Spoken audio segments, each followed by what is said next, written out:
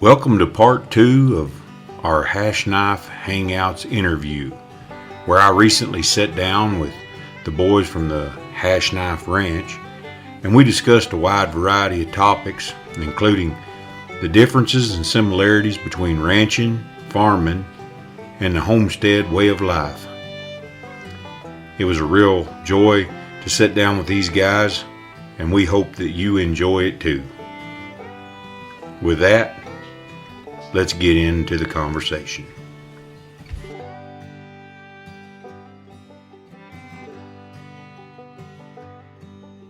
Some of those opportunities can be very risky, because you may or may not be able to follow through with it partway through.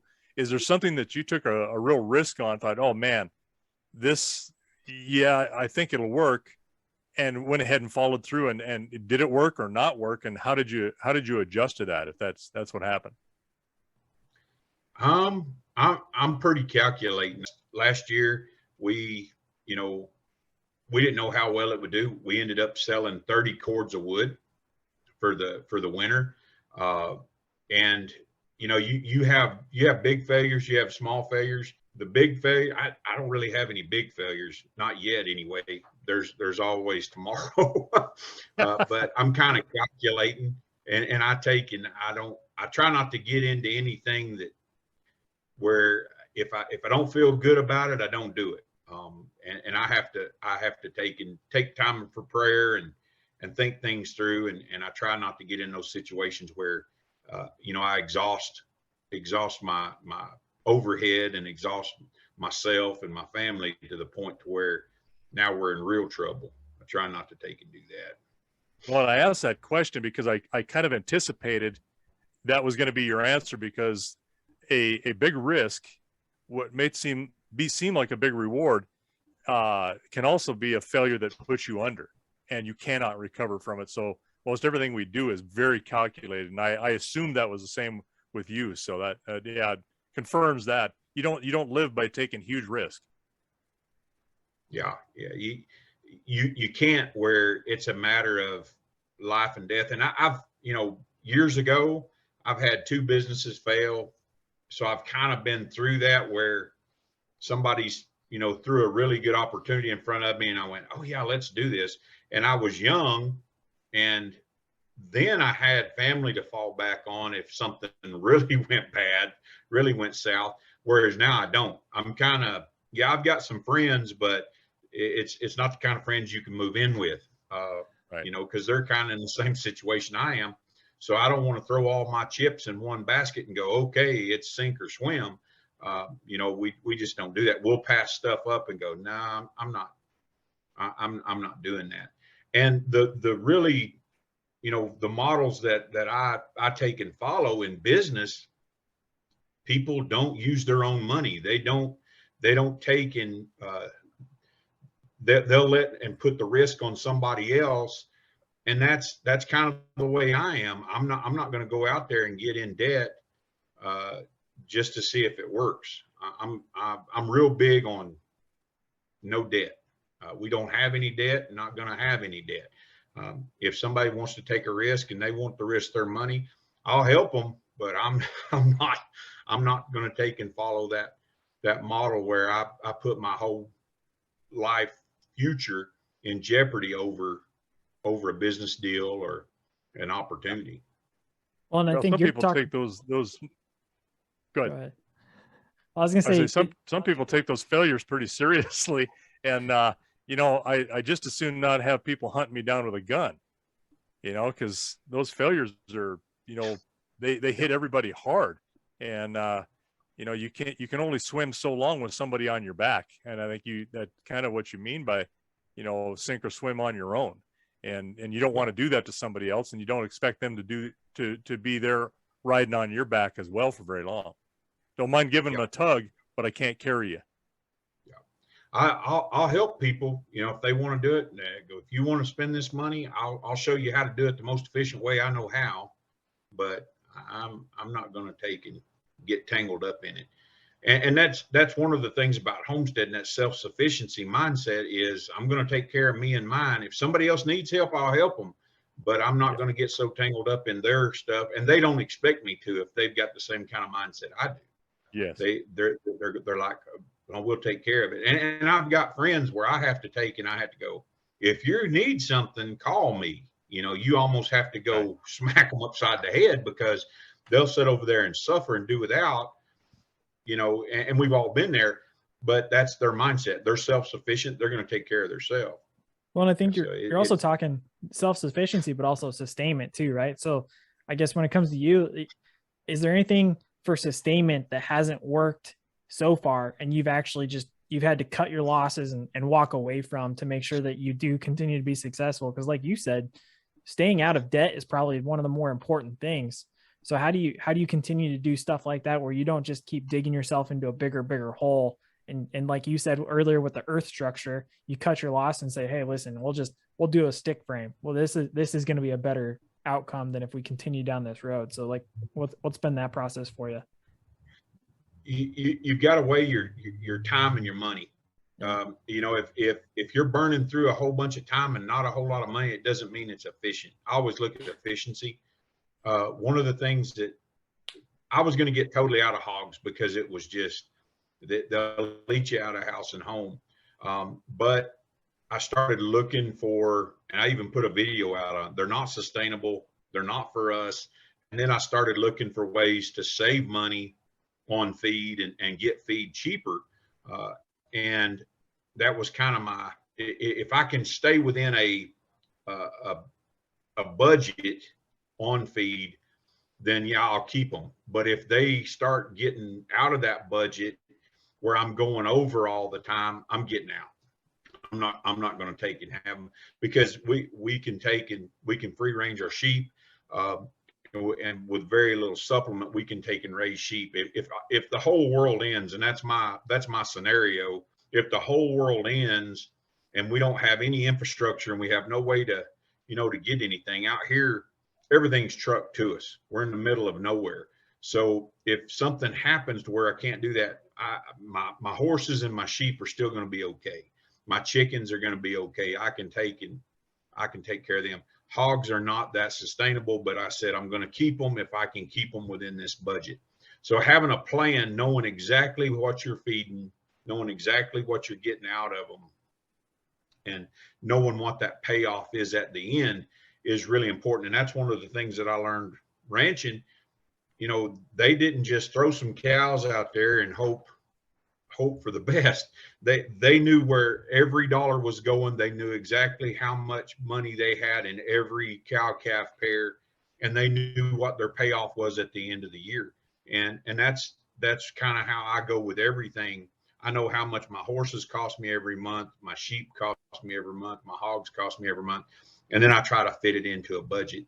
And if there's no payoff, in a worst case scenario, if it's just not there, I'm not going to take and do it. I'll just go, nope, I'm done. But so far, trying to find the replacements for what I would be spending money on in feed and that sort of thing to take care of them, I've been doing pretty good. But if it gets to that point where they're not, I'll get rid of them. I'll just cut my losses, forget it, get out of the hogs, and I'll take care of everything else. You're not emotionally tied to an idea. No, and you can't be, because it is a business.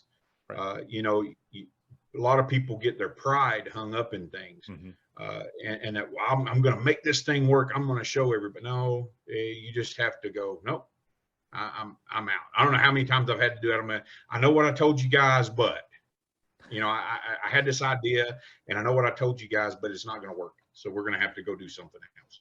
So pride is the number one, thing that you have to take and kind of hit in the head with a hammer every time you turn around and go, no, I'm not going to sink this boat because I'm proud, because I'm proud of my idea, Well, and because when to kind of cut your losses and stuff, what have you had to live without so far that you may not have expected to do so previously? Refrigeration. Oh, okay. we had to change, our diet, because refrigeration is the number one energy consumer in any house. Refrigerators are not efficient. Freezers are, but refrigerators are not. So we don't have, the fresh stuff all the time. We take and we eat a lot of different stuff that, if it's fresh, it's because I killed it. And I butchered it right there and I'm eating it. Or we gathered it out of the garden or bought it at the farmer's market. But we don't have any refrigeration because of our solar setup. We try to conserve and stay as small as we can. And eventually, yeah, I'd like to be to that point. Oh, are you still there? Where I have it, but right now I'm just not able to. Okay, gotcha. So I go ahead, Dad. I was going to say, there's a lot to do with that. There's a lot of hard work. And it does take not just you, but it takes your wife. How did she take the news to begin with that you guys were going to be going on a homestead? Or did you find her on that route? How did that work out? We've been married 26 years, and she kind of grew up that way. She's Navajo. So she grew up on the reservation. She grew up, sometimes they had electricity, sometimes they didn't. It was pretty spotty back in those days. They did have running water, but she kind of grew up in that lifestyle. Her grandmother, her father, her mother's side of the family, they all raised goats and sheep and had gardens and raised melons. So it was kind of that hand to mouth type living. And we've lived high on the hog. We've done that, but the stress that goes along with that type of lifestyle where you're just spending money and borrowing money and everything like that, moving back out to the homestead, moving back out to the desert, she said the trade-off was better for her because we don't have all the stress of everything that we had when we were in the rat race. Don't take this wrong, Moses, but I think you married up. Yeah. She's a trooper. I mean, I was a horse trainer for a long time, and we spent a lot of time, going different places. She slept in horse trailers. She slept in bunkhouses. She's been everywhere with me, and she's tough. And my kids are too. My daughter lives with us. They're tough, but they were raised. I didn't take and raise my kids and to be, just to be followers. They're critical thinkers, and they know that at some point, the way that our country's run and the way everything, it's not going to continue. There's going to have to be a sweeping change somewhere. So they're prepared for it. When times get tough, it's only the tough that's going to survive. And that's kind of how I raised my kids. Well, and you're talking about preparing for things that, can happen in a year, that could happen in a decade, but that kind of sets you up for the preparation that came into you setting up your homestead too. So if you were to change any initial setup that you guys originally had planned, prepared, anything for your homestead to begin with, would you do it over, or is there something different that you would do to try and shift that towards something a little bit different, a little more efficient, a little more sustainable, like you've been talking about during this conversation?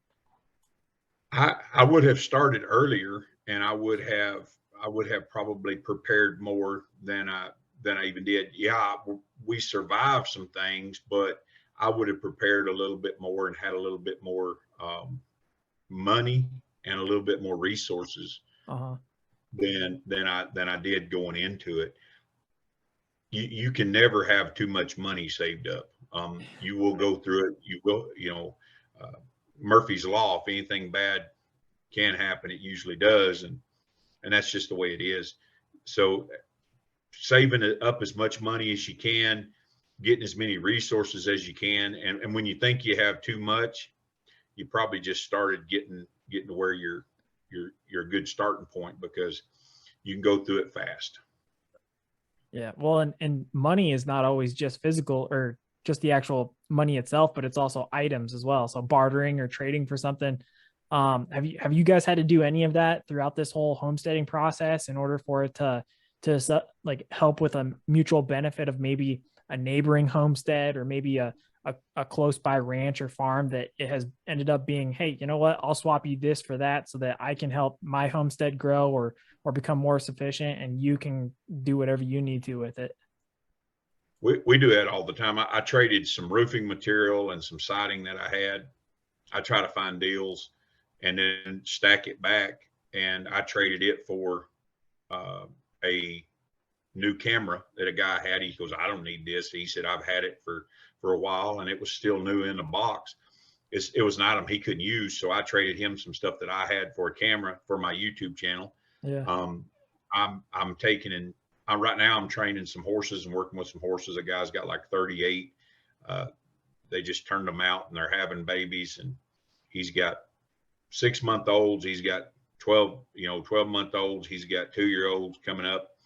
And so I'm working with him. I told him, I said, I can train them.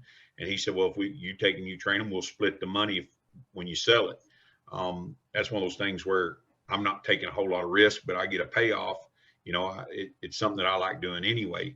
So we're always trying to find ways to help one another and supply things. A lot of times I'll help people with their livestock, doing vet stuff. And then later on, when I need help building fence at my place or doing something, they're like, just call me and I'll be there. So I trim goats' feet. I take and I give shots, castrate horses, stuff like that I trade out for their help when I need it. No, that makes sense. How many other homesteads like yours or similar to yours that you're obviously, doing some bartering with, or some mutual benefit type trades? How many in your area? Do you have an estimate of the number of them that are there? There's a lot. There's some that are really established. They've been there 15, 20 years. And they're the ones that you go to for advice on certain things. But in our little area, there's about 5 or 6 just right in our area. We have a lot of people that move out here to retire, and they're not really homesteading. They're drawing an income, and they're just downsizing, getting out of the city and downsizing. But the ones that are actual homesteads that are growing stuff and being that self-sustainable, don't have an outside income per se, there's about 5 or 6 that we take and deal with, and they become friends, and they become people you can rely on. If you're broke down, you can take and call them, because they know that if they're broke down, you'll come to them. And community is really important. If you're in the middle of nowhere and you don't have anybody, it's a whole lot tougher. But having neighbors, even though they're a mile or 2 miles away, where you can go borrow a cup of sugar, it's really nice. Yeah. Well, and when people are doing what you're doing with that like mind, they're much more willing to help you, I think, too, because they know the bind you're in at the time, and they know that at some point you're gonna pay that back. It may not be with that cup of sugar, you may be with a smoked ham or something. You never know. Yeah. And it's when you get away from the rat race, you begin to be a little bit more compassionate, because you're in a tough situation. You've been there, and you see somebody in that situation. You go, man, I need to take and you have that. You're compelled to kind of take and jump in there and help somebody, because you find yourself in that same situation where we say we're isolated, but I think people that are in the rat race are more isolated, because it's just them and their little circle, and they don't really see, the plights of their fellow man as much, unless it's just, it just smacks them in the face. Whereas we kind of see it every day in our life, and just that fellowship of like-minded people, we can kind of take and share and be a little bit more compassionate with one another than people do. I was in business for years, and it's cutthroat. They may smile at you, and they may, when you're doing something good for them, they may take and like you, but it's cutthroat when it comes down to it. If they can save $1, they're going to. But out here, it's, if they don't pay me back, in whatever, but they take and they show up at Christmas time or Thanksgiving, and they bring that dish, then that camaraderie is worth a whole lot more than whatever it is that I had to give up to help them out. Right. Yeah. We also, kind of shifting away from people, but more towards nature. Nature is a thing that's it can either be a godsend or it can be a destructive force. And you've probably seen some of our recent stuff this year with the drought. We had to make some serious decisions with what we're doing with the herd and whatnot. So weather very much is a challenge for us, whether it's the summertime or the wintertime. He's out there feeding in below zero weather now, and it can really influence whether or not you succeed or you fail.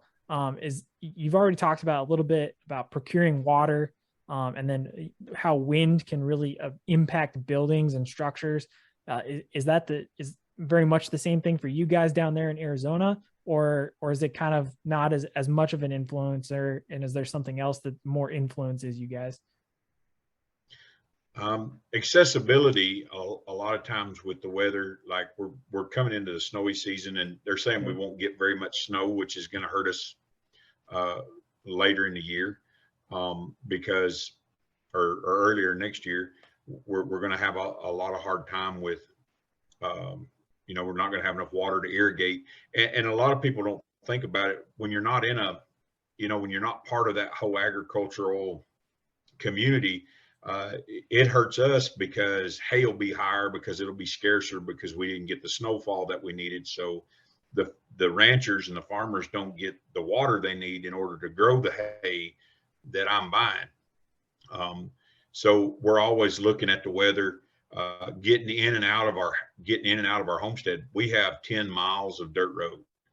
So it's pretty, it can get real rough. And it's maintained a couple times a year, but during the monsoon, there's days you don't go anywhere because the road is just a mud pit.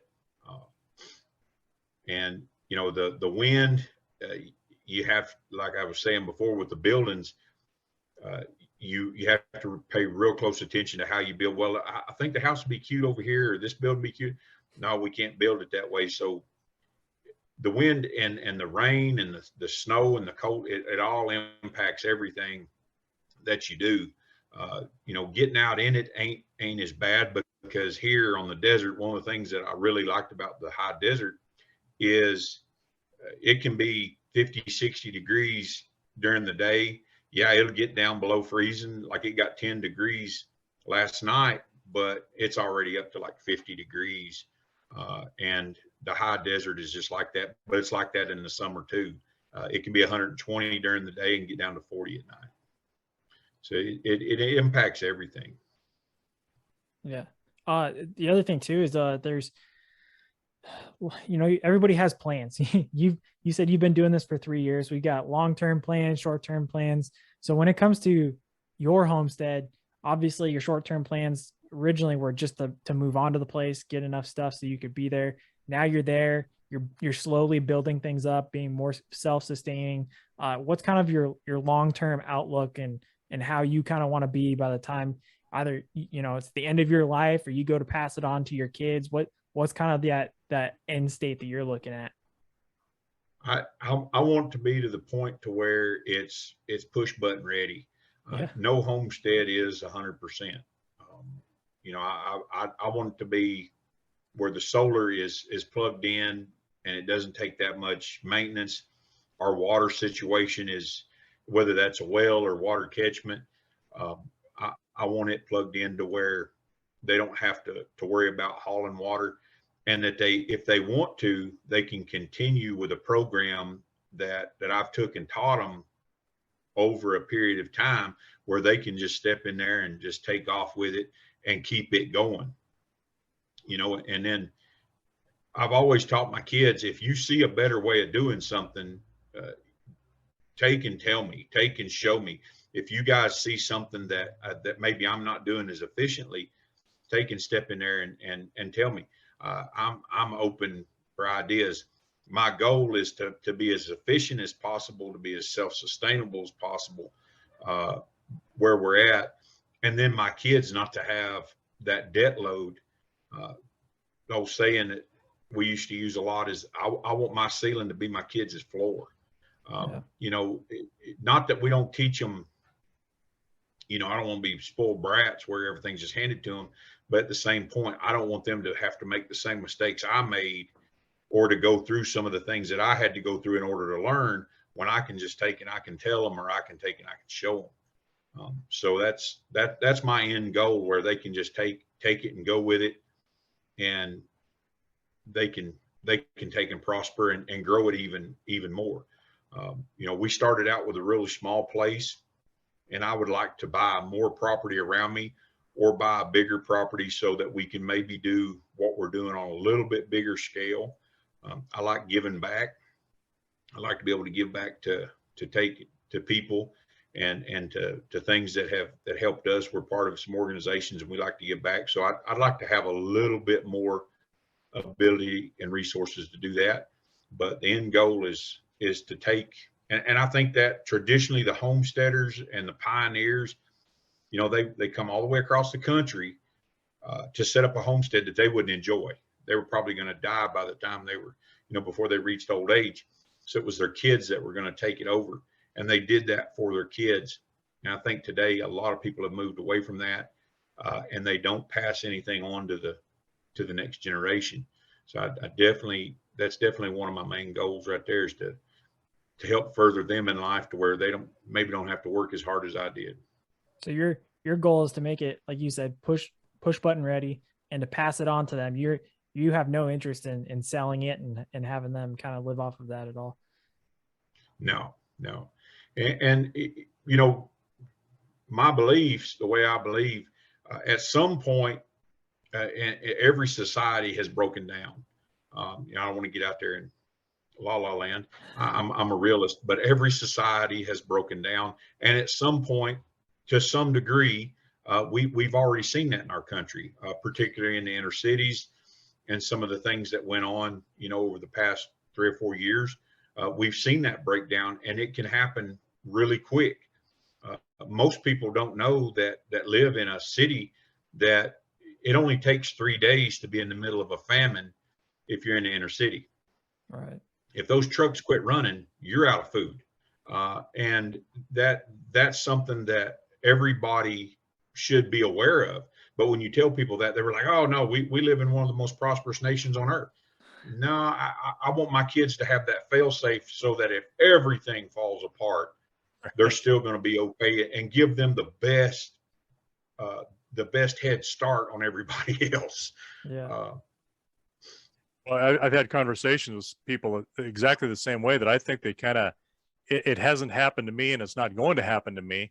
And I'll say, you know what, my grandparents told me, and they still had habits I've picked up from them when they lived through the Depression. And you mentioned that earlier, but Depression era influence. And I've had people tell me, well, yeah, but that only happens, you know, once in a lifetime. Well, you know what? I'm the second lifetime since that happened. So when is it due?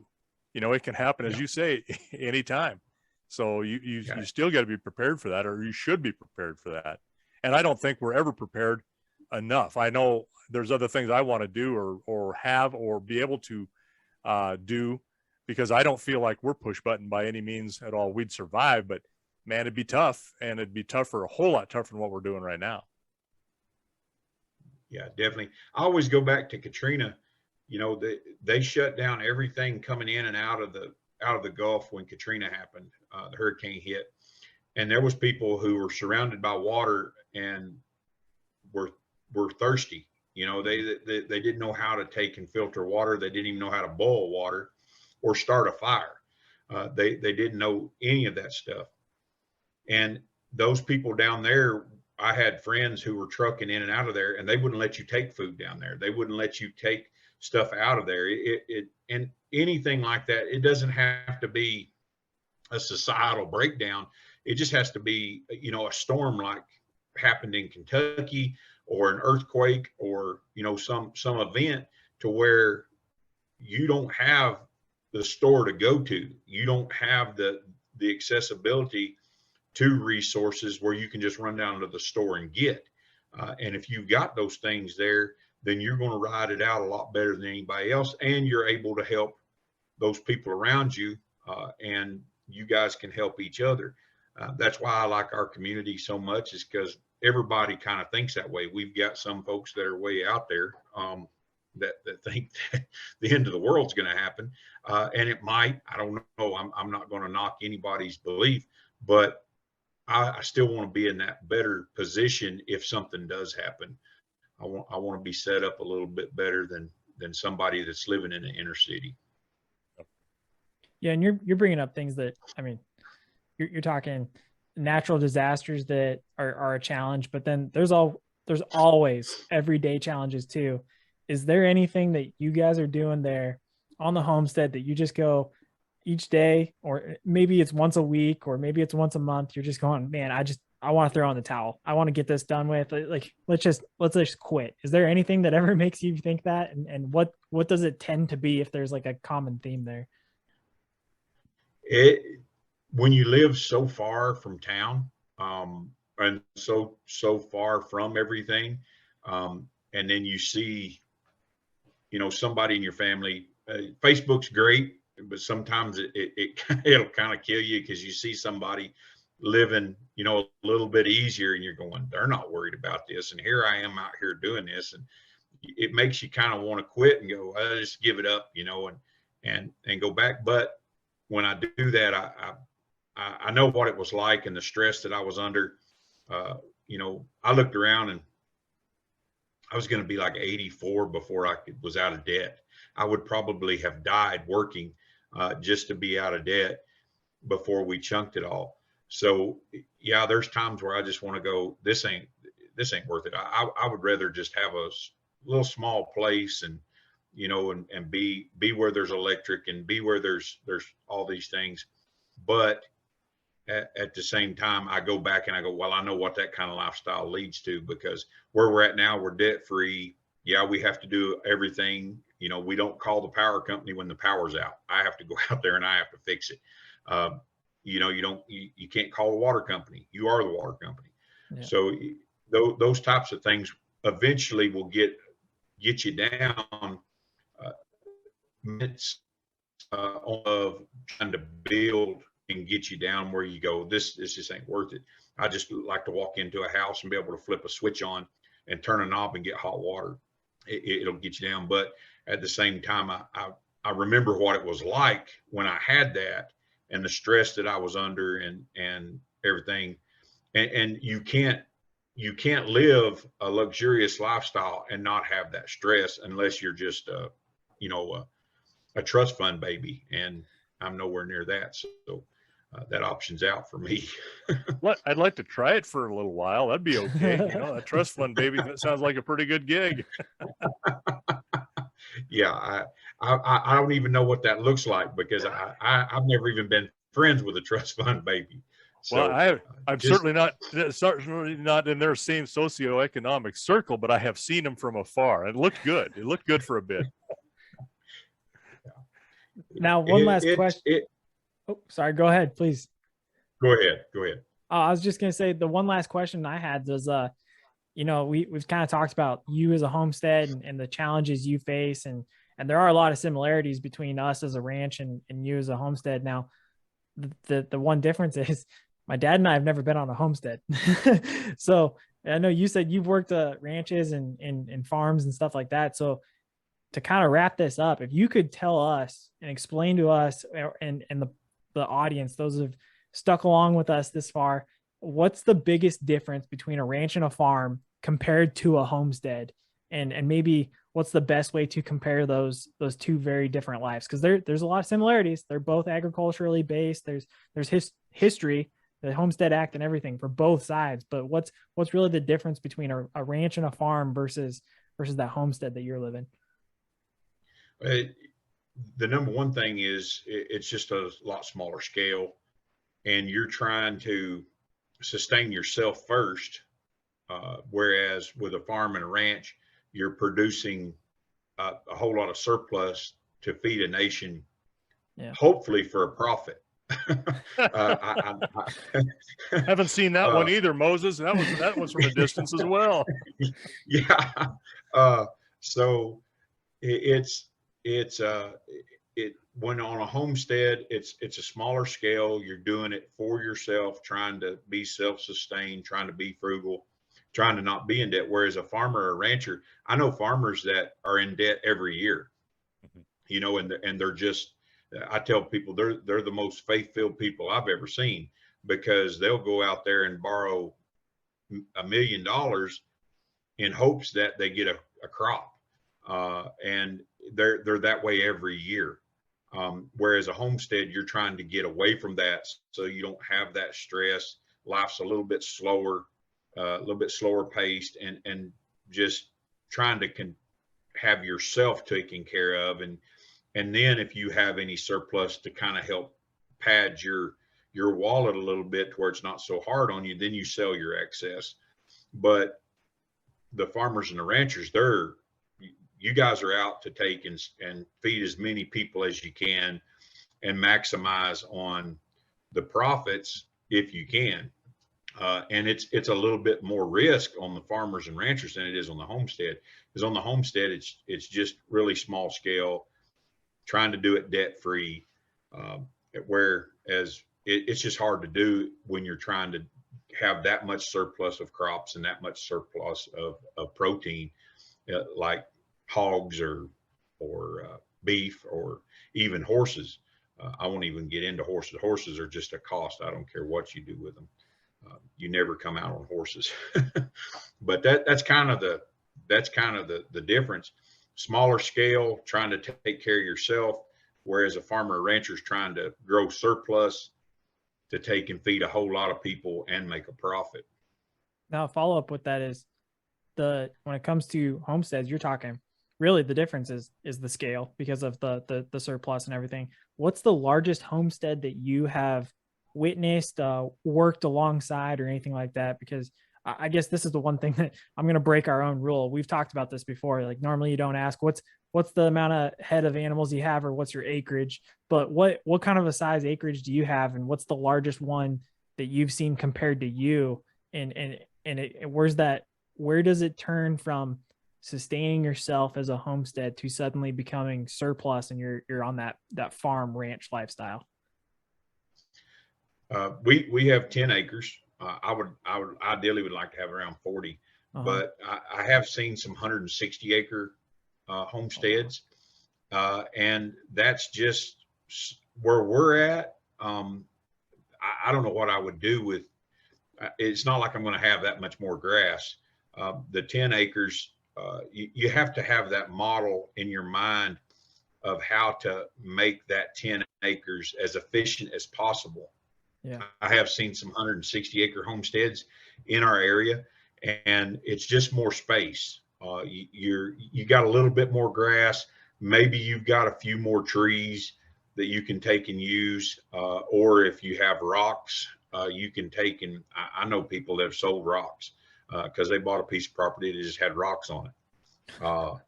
So they sold rocks. I mean, you have to be kind of resourceful, but I've seen some of those bigger ones, and to me, it's not as important as making do with what you have. You could easily homestead out here on 2.5 acres because I have 10. I have a lot of trees, so I'm able to cut firewood, which has helped us.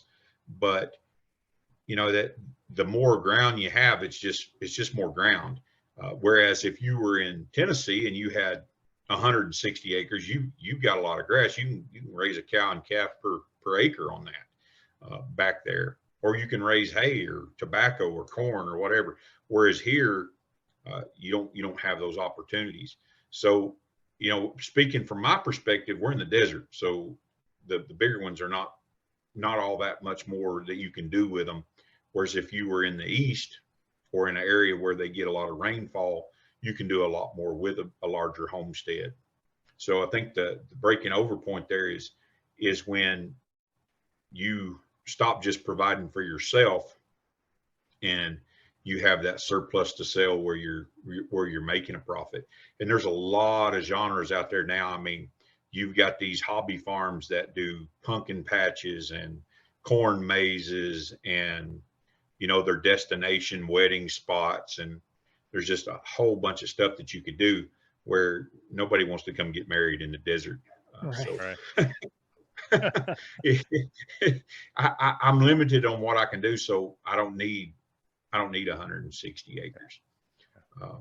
It's that 10 acres is plenty for me. I would like to have about 40 acres. I could do a little bit more sheep, have a little bit more room to move stuff around and rotate, and take advantage of it when we do have grass. But it's just more land. It's just more open land, that a buffer between you and the neighbor, basically. It doesn't really profit you anything to have more land when you live on the desert. No, that makes complete sense. Well, Moses, thank you again for joining us today. Anybody who stuck with us to this point, I know this will probably be a 2-part episode. Check out Moses over at High Desert Homestead on YouTube. All the social media links that I have for him will be below. Before we sign off, Moses, is there anything you wanted to add to that? Again, thank you for joining us and talking to us about Homestead. No, I really appreciate being on here with you guys. Appreciate meeting with you, Brandon, and Colin, and just getting the word out there. I love what you guys are doing. We need to get people back in touch with where food comes from and that whole community that's connected with it. A lot of times we get a bad rap because people go, how could you do that? And how could you do this? And it's, people need to get back in touch with that and see the realities of it. And even if you don't have anything to do with agriculture, even if you're not ever going to grow anything, or you need to know where your food comes from and know about that process and know why we do what we do. Absolutely. And just get an education out there. Yeah, absolutely right. Well, Moses, thank you so much. We really appreciate it.